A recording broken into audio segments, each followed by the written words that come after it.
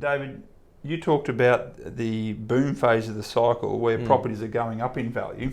For the uneducated in this space, that we may be thinking that it's just a straight line from the bottom of the boom phase straight up to the top of the boom phase. Is that how it works, or can you explain that a little bit more? That's an awesome question, Glenn. So, I mean, on our charts we often draw straight lines, but it's never a straight line. If we were talking straight lines, it'd be so easy that everybody would make a lot of money out of property. So, when you're going through the boom phase of the cycle, it's a wiggly line. It's not the same all the way through, and that's why it's important. But we know history has proven that when from peak to peak, that prices roughly double.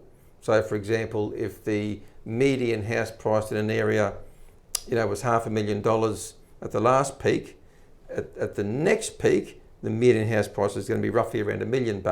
So, if the median house price at a period of time is $650,000 on the way up, you don't panic month in, month out along the way on what the median house price might be that week or that month, because we know that it's got to get to roughly $1 million. So it's just a matter of enjoying that journey, enjoying the rents going up along the way, but not panicking when you get the little ups and downs on the way through.